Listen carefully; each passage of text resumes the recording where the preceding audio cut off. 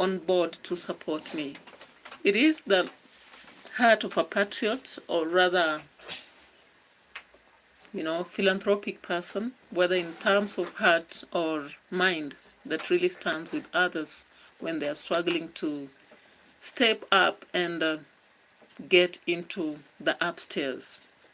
Thank you guys for your support, and today we're going to look through the violence that we have seen in Kenya in a different perspective. Unlike the demonstrations we've seen on the streets, there is a new wave of attacks that we've seen against either the opposition or the young people in the streets. Yesterday, all of you understand very well that Wetangula, we had Wetangula, the likes of Kalonzo Musyoka, we had Matiang'i, we had Gachagua traveling through Busia to Bungoma to Kitale. That is after the previous time they tried to come to Kakamega and everything was destroyed. And of course, I can get the videos to prove what happened in Kakamega previously when Gachagua was there. And just after that, that's when Ojwang was eliminated.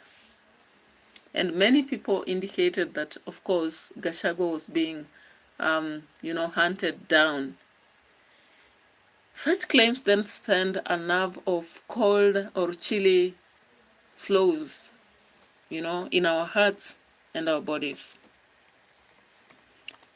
What does this mean? It means that most of our leaders in Kenya have a negative energy that they are passing. They are not using the right effort, the right way, the right channel to get to what they want, or rather maybe prevent what they don't want, but they're using a way that is violent, which many people do not really prefer, because violence really bears a lot of negative consequences, not only to those who are targeted, but anybody else.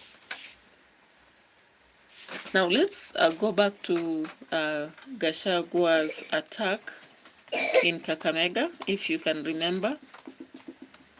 Now, as everything is not a coincidence in politics, not a coincidence. So I want to see the drama that happened in Kakamega before we go to yesterday's. And tell me if this is a coincidence. It never happens as a coincidence. It's a plan that is strategically made by some of the leaders, right? Jana tulifunga biashara yetu. Mali hapa tumopa hapa shambe kile kutukalisha tume na kinyore na kileo.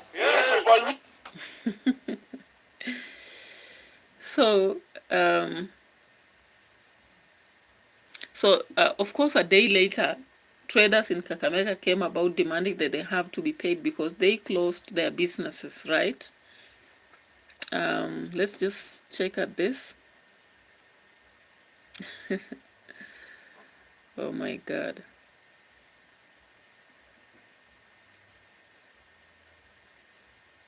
I want to show you this.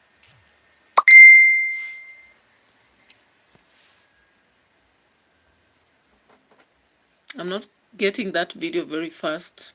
Sometimes when you watch something that happened in past and you don't download it or keep it somewhere, it really takes a lot of time.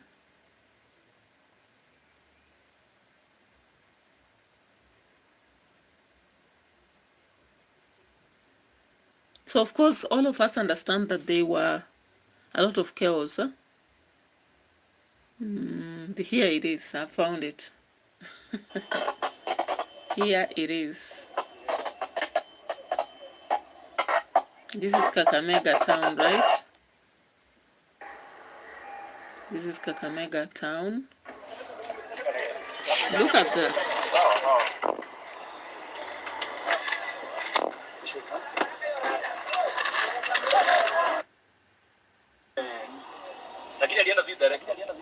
This direction.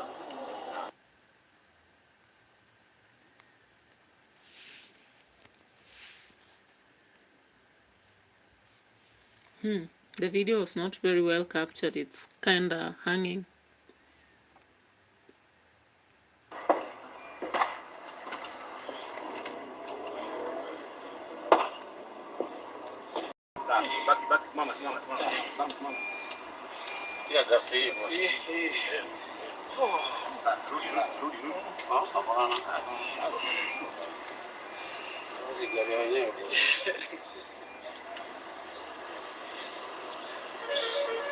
Umecapture? Good.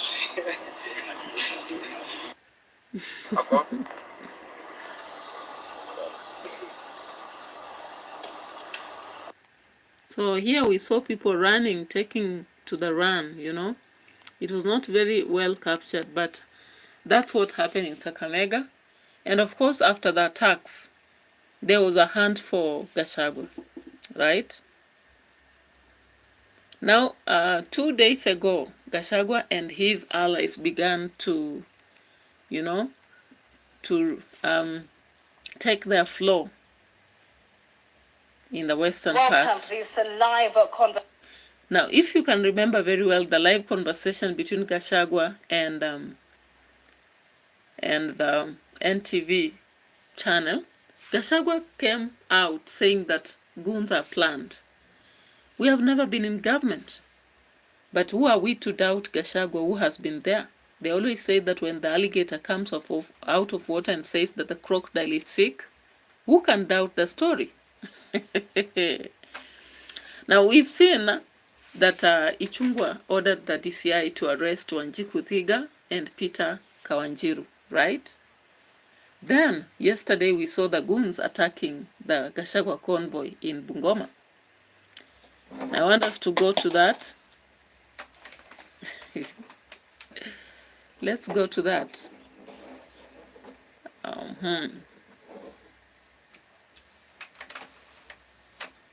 Now remember that they were able to go through Busia, Kakamega peacefully without any attacks.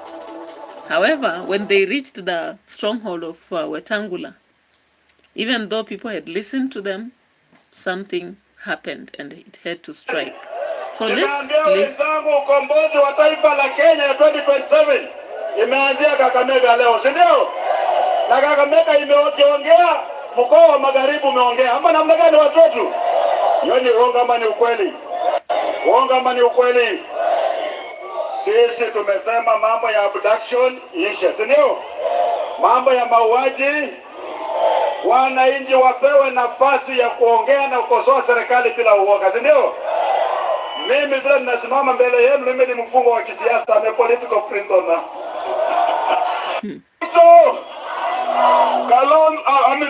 Kasongo.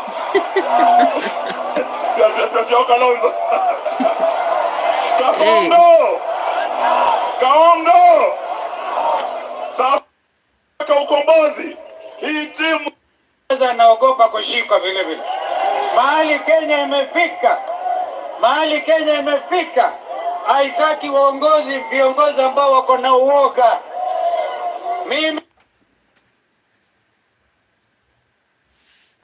Now guys, you realize that during that road show, Wetangula was hitting home, reminding Luhyas that they need a space in the government. I don't know whether that will be considered as politics of division. That is what sometimes now the government comes out and says. Now remember, it is just few, okay, Faith Cherotich, hi, how are you? So remember, it's a few moments just after there was this rumor that the Marogoli man, Mudavadi, is partyless. I don't know. How do you feel about this? Yeah, Faith Cherotich on board. How do you feel about this? What do you think? And then now we can see that Eugene Wamalwa, Matiang'i, Kalonzo Musyoka, Gachagua, and then we have this guy, not Wetangula, but we have this guy Natembeya. They have been picking the Western Strip after they walked in Coast and Ukambani Strip. Then later on they went to Embu, the Central Parts Strip. So they are here. And every one of them speaks a specific thing. If you listen to them in Bungoma, Kitale, they are trying to form their own strong bond. Maybe a kind of Kenya or whatever. That is how Kenya has become, Azimio, whatever. We hope that it's not just about changing the forests. You know, when people just fight for leadership without considering the grievances of citizens, it's like changing the forest, but the monkeys are the same. So Faith Chorotich, really welcome on board. I really appreciate you for coming. Hi. Don't feel that I ignored you. I was only speaking and showing some video here. Yeah, so the fact of brutality, guys, is taking a very hard turn. Now remember, Matiang'i, Gachagua and Kalonzo were blocked after they had been talking about Sema one term, Kasongo Kaende, and Matiang'i saying that we need a country whereby we'll speak without being questioned, where justice is attained, where people are free to express themselves.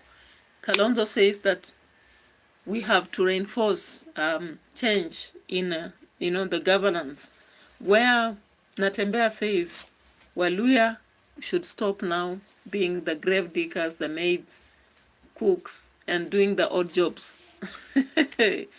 And Gachagua uses the politics of cousin, brother, and shemeji. Just like in past, we saw the previous government, Gachagua could go about and say, Murima, na, I don't know, there was a certain thing. Now, Ruto, on the other hand, used the politics of wheelbarrow, na hustler. You remember? Now, of late, it's becoming very hot, and violence is becoming the way, the use of goons. Now, you realize that Gachagua, Kalonzo, Matiang'i were blocked by mourners in Kakamega. Let's see this.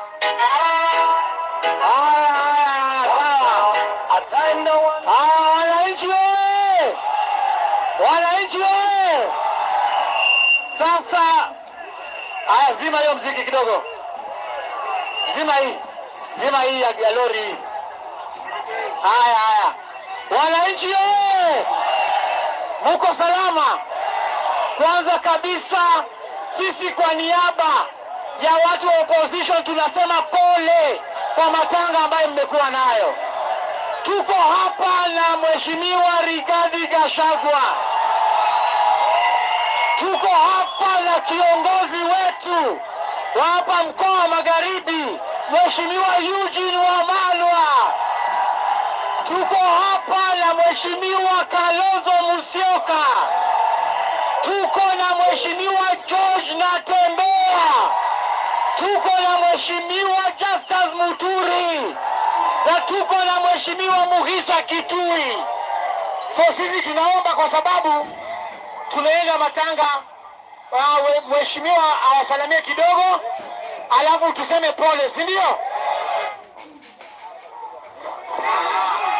Haya, vijana we.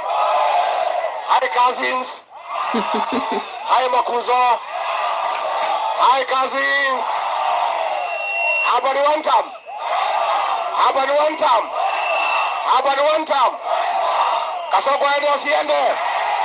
Ni mwizi si mwizi? Nani aliua John C? Akwende asikwende? Poleni sana vijana wetu kwa matanga, si ndio? Now, mkinipatia mkubwa yetu. You realize that after this, it was not good for them. It was not easy for them. They had to go through an attack by goons Why later. Are you still not making money from trading? Yeah. So these are the politics we really don't like, or we wouldn't want to embrace. But it's unfolding that things are not very fine, and somehow many of our leaders are preferring goons in the streets, right? Now let's get to check where it happened, where they were attacked. I want to see that one.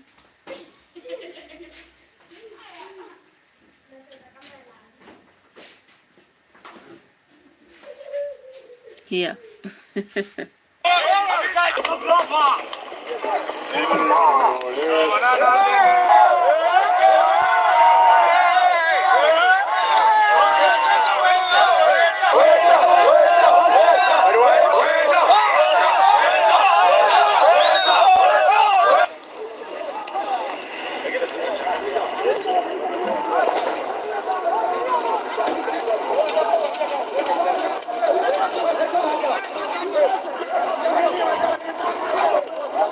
Hello?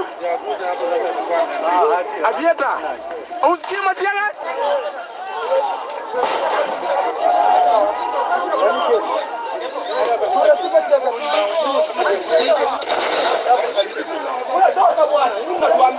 Toka huko.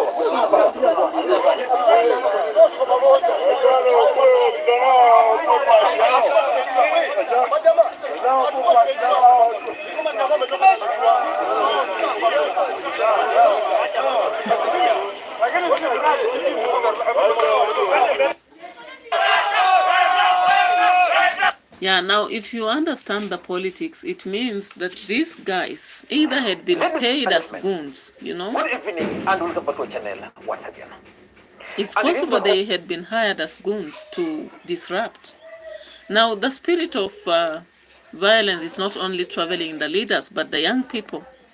Now, looking at the funeral at Ojwang, this is what happened yesterday.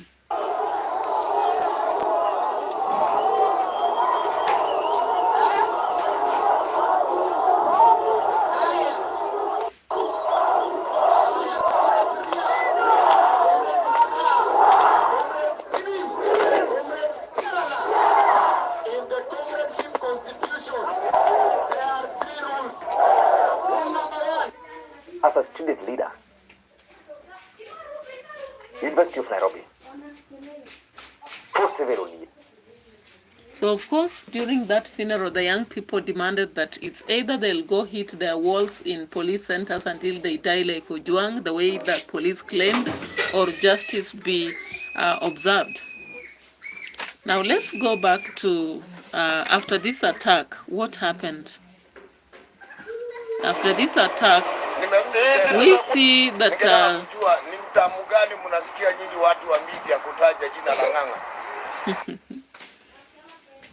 after this attack, this is what happened.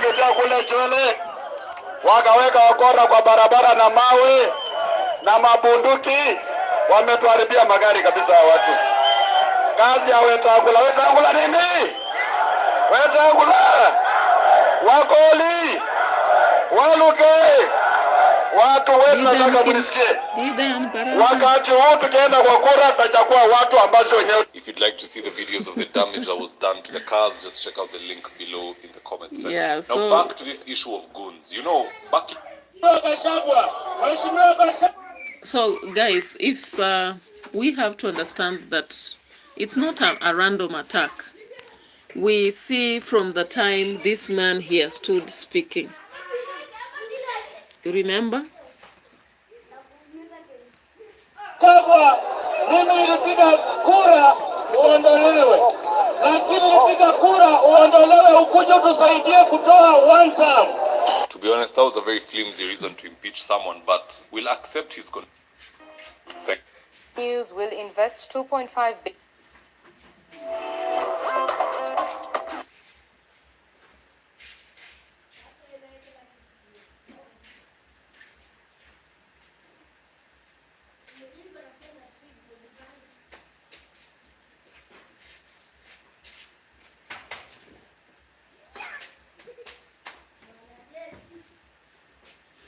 Yeah, so guys, as we watch this, there is one video that I've seen in Uasin Gishu, a chief claiming that 1,000 Gen Zs should be killed.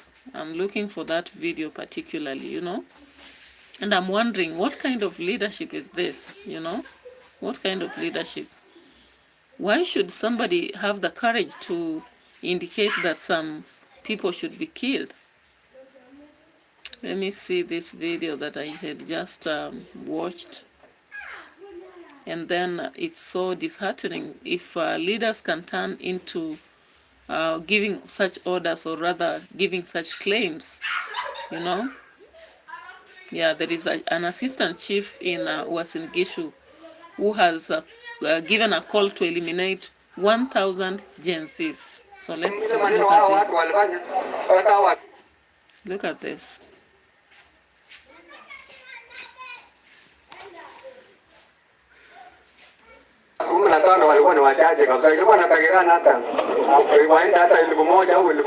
Imagine. Kenyans have been left to one. Hey, a chief indicating that the 15 who died were very few. Can you imagine? I don't know whether he's sensible, whether he has watched on the streets what actually happened, how painful it was for some people to die innocently, those who did not even go to some of them to the demonstrations. Some were picked in their homes, some were shot, maybe one of them a student, others, like there was one who was shot in a gym. So coming out as a sub-chief in Uasin Gishu with such statement, then this man is still free.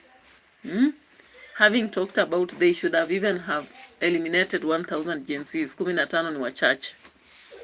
What kind of insanity is that? With ability and police conduct in Kenya, restrictions was too low.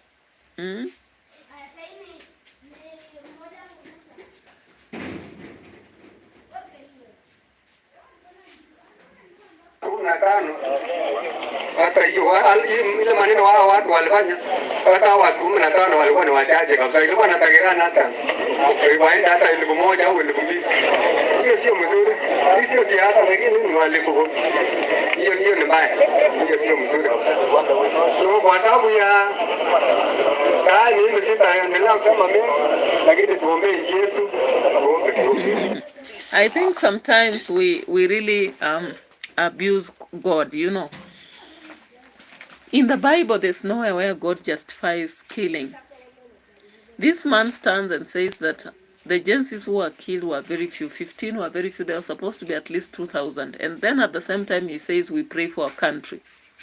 Do you now see how controversial our leaders are, from the lowest level of sub-chiefs to the highest level, you know? And it's quite saddening, because this goes along with the CS Murkomen said after the protests. It's hard instructing police. Tumeambia polisi, mtu yoyote mwenye atakaribia police station piga yeye risasi. Mtu yoyote.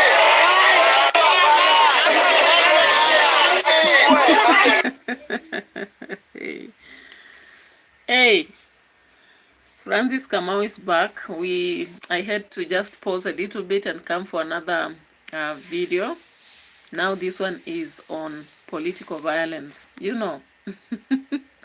Thank you so much as the second fan. I've been having people who have just been coming and going, but thank you for the like. Hi, happy to see you here again.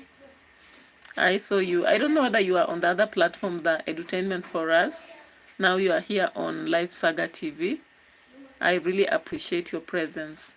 Yeah, so when we look at the series of violence in the country, the consideration of goons, the empowerment of police in the wrong way, instead of policing in the right way, I think I showed you another video of Jamaica, you know. And as far as citizens might be having that anger, desperation, and all sorts of things, it is not wise for any leader who holds a position to go in public and say something that is quite controversial and at the same time sending nerves or waves in people, right? Yeah, it's not right. Let's also listen to this. Clamped down ruthlessly on the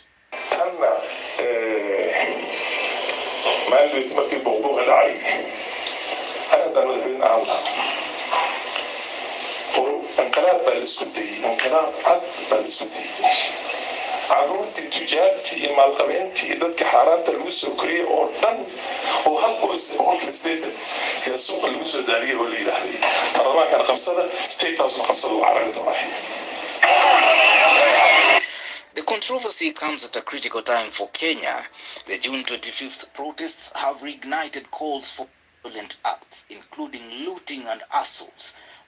However, the peaceful marches were disrupted. Now, considering that there is a masked man who is yet to be buried and died even after attempts to rescue him, we realize that things are not very cool. Because now wanakutana pale Sun City Hotel Sagana. Mkutano unaendelea saa hii na polisi wako hapo na GOONs wanapanga vile watakuja kuchoma mali ya watu, alafu wakuje kushika watoto wetu kuwawekelea makosa. So wewe mheshimiwa wa Madhira, tafadhali, hiyo mkutano unaendelea naye na polisi mko pale mnapanga. Tungetaka kuuliza vijana wale wako hapo karibu Sagana, mkibia hapo Sun City, ndio mtoe hiyo watu hapo mbio. Maneno. And we thank our people for giving us information. Unajua hao majenzi wanatusaidia sana. Yeah, now understand that Gen Zs, apart from being agitated, they are very strong in terms of information because most of them are jobless, idle. And they really wish that a country becomes better so that they have jobs. I think that is all they are asking for, a better country. So if only leaders would sit down and make the country better instead of defending themselves, looting, hooting, shooting, it would have been a better case. It would have been better. So, of course, you understand that the citizens, or rather even the opposition currently, are using this to attract a lot of people to themselves. Now, there was a massive welcome of the opposition leaders in Kitale. Let's look at this.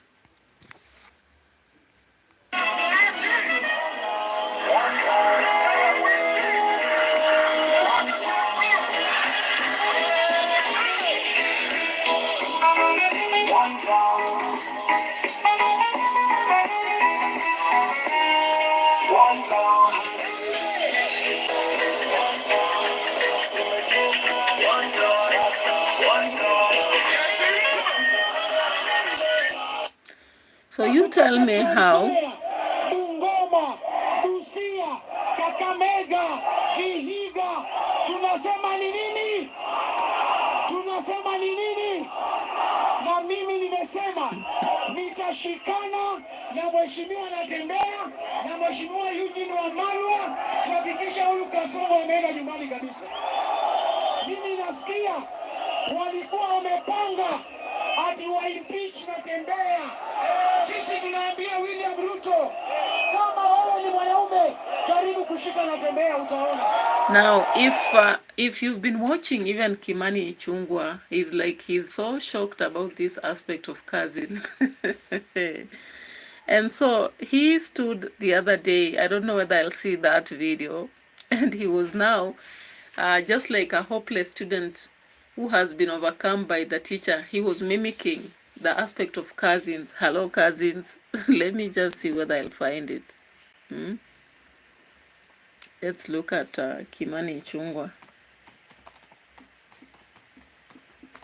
mimicking Gachagwa's. Hi, Anne. How are you? Welcome on board. If you have not subscribed to the channel, you can consider subscribing, and you can also give me a thumbs up to like the video and stay put. Of course, we are almost finishing. We are just left with about 4 minutes. Yeah, I just want to show the Kimani Ichung'wah's mimicking statement of Gachagwa's cousins. Hi, cousins. But I'm telling you people, I hope this trend of violence, goons will stop. But if it continues, too bad for us. Too bad. Yeah? Because now I saw like there was an old man. I don't know even whether I'll find it. There was an old man who is a comedian kind of. Uchochezi, siasa zingine njama yao ni kueneza siasa za chuki, uchochezi, siasa za ukabila, wakiongozwa na yule mkabila mnajua. Si mmeona? Mimi wanataveta na waomba. Tuishi pamoja kama wa Kenya. Mtu asije, nimesikia mwingine anakuja anambia,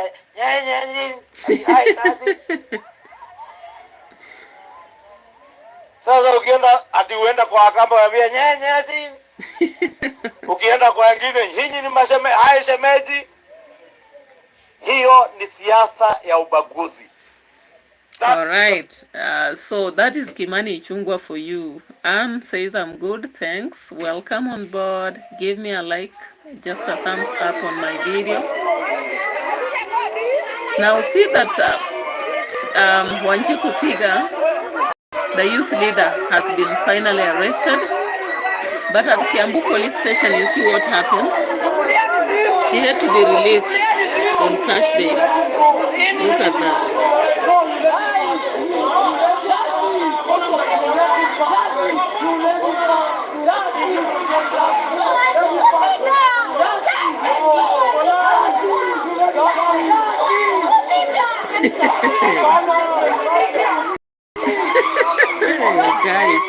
Guys, oh my God. Hey.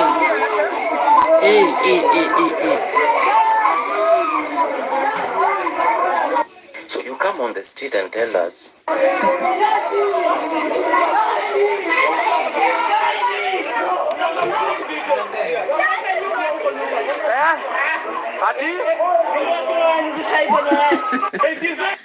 Now, guys, regardless of the goons and violence, it seems that Kenyans have thrown a caution to the wind.